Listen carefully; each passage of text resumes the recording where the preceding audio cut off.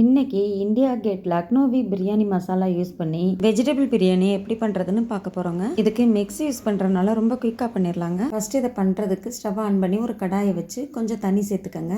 1 cup rice எடுத்திங்கன்னா 4 cup தண்ணி எடுத்துக்கங்க.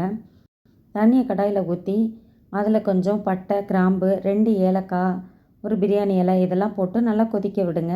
இப்போ 1 டம்ளர் பாஸ்மதி ரைஸை நல்லா வாஷ் பண்ணிவிட்டு தண்ணி ஊற்றி ஊற வச்சுருக்கேங்க. இது வந்து 1/2 அன் ஹவர் அப்படியே ஊற விட்டுருங்க. இப்போ கொதிச்சிட்ருக்கிற தண்ணியில் தேவையான அளவு உப்பு சேர்த்துக்கங்க. ரைஸ்க்கு ஏற்ற மாதிரி உப்பு சேர்த்துக்கங்க.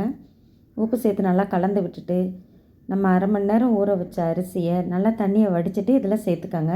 அரிசியை ஒரு 90% நல்லா வெந்ததுக்கப்புறம் அப்படியே தண்ணியை வடிகட்டி ஒரு ஸ்ட்ரெயினரில் வடித்து எடுத்துக்கங்க. இப்போ பாருங்கள், தண்ணியெல்லாம் வடிஞ்சு நல்லா உதிரியாக இருக்குங்க. இதை அப்படியே தனியாக எடுத்து வச்சுக்கரலாம். நெக்ஸ்ட்டு ஒரு கடாயில் எண்ணெய் ஊற்றி ஒரு பெரிய வெங்காயத்தை இந்த மாதிரி நீள நீளமாக கட் பண்ணி போட்டு நல்லா பொரிச்சு எடுத்துக்கோங்க. இந்த மாதிரி நல்லா கிறிஸ்பியாக பொரிச்சு எடுத்துக்கோங்க.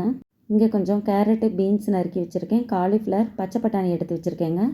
இதை அப்படியே கொதிக்கிற தண்ணியில் சேர்த்து நல்லா கொஞ்சம் வேக வச்சு எடுத்துக்கரலாம். இந்த காய்க்கு தேவையான அளவு உப்பு சேர்த்து வேக வச்சு இதையும் தனியாக எடுத்து வச்சுக்கோங்க. நெக்ஸ்ட்டு 2 டீஸ்பூன் நெய்யை சூடு பண்ணி ஒரு கைப்பிடி முந்திரி பருப்பு போட்டு நல்லா வறுத்து எடுத்துக்கோங்க. இதையும் தனியாக எடுத்து வச்சுக்கோங்க. இப்போ ஒரு கடாயை சூடு பண்ணி 2 பட்டை, 2 கிராம்பு சேர்த்துக்கோங்க. இதில் நம்ம ஏற்கனவே வேக வச்சுருந்த காய்கறியை அப்படியே தண்ணி இல்லாமல் இதில் சேர்த்துக்கோங்க. இப்போ இதில் கொஞ்சம் கொத்தமல்லியும் புதினாவும் நறுக்கி போட்டுக்கோங்க. ஒரு தடவை வதக்கி விட்டுட்டு ஸ்டவ்வை சிம்மில் வச்சுக்கோங்க. இப்போ இந்த பிரியாணி பாக்கெட்டில் என்னென்ன இருக்குதுன்னு பார்க்கலாங்க. கட் பண்ணி பார்க்கலாம். இந்த பாக்கெட்டில் பிரியாணி மசாலா மிக்ஸ் கொடுத்துருக்காங்கங்க. கிரேவியாக கொடுத்துருக்காங்க. 2 பாக்கெட் இருக்குங்க. இன்னொன்று வந்து சீசனிங் பவுடர் கொடுத்துருக்காங்க. இப்போ இந்த பிரியாணி கிரேவி பாக்கெட்டை கட் பண்ணி இதில் சேர்த்துக்கரலாங்க. இது நல்லா கலந்து விட்டுட்டு கொஞ்சமாக தண்ணி சேர்த்துக்கங்க. இப்போ இதிலையே அந்த சீசனிங் பவுடரையும் சேர்த்துக்கரலாங்க. இப்போ இதை நல்லா மிக்ஸ் பண்ணி விட்டுட்டு ஒரு மூடி போட்டு மூடி வச்சுருங்க. அப்படியே இது ஒரு 5 நிமிஷம் கொதிக்க விட்டுருங்க. 2 ஸ்பூன் எண்ணெய் சேர்த்து நல்லா வதக்கி கொதிக்க விடுங்க. அதுக்கப்புறம் நம்ம ஏற்கனவே வடித்து வச்சுருக்க சாதத்தை அப்படியே அதில் கலந்துக்கங்க.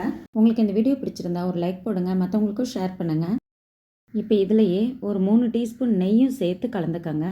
இப்போ இதுக்கு மேலே பொடியாக நறுக்கின கொத்தமல்லி தழை, நம்ம ஏற்கனவே வறுத்து வச்சுருக்கிற வெங்காயம், முந்திரி பருப்பு எல்லாத்தையுமே இதில் சேர்த்து ஒரு மூடி போட்டு மூடி ஒரு 5 நிமிஷம் அப்படியே வச்சுருங்க. தம்மில் வச்சுருங்க.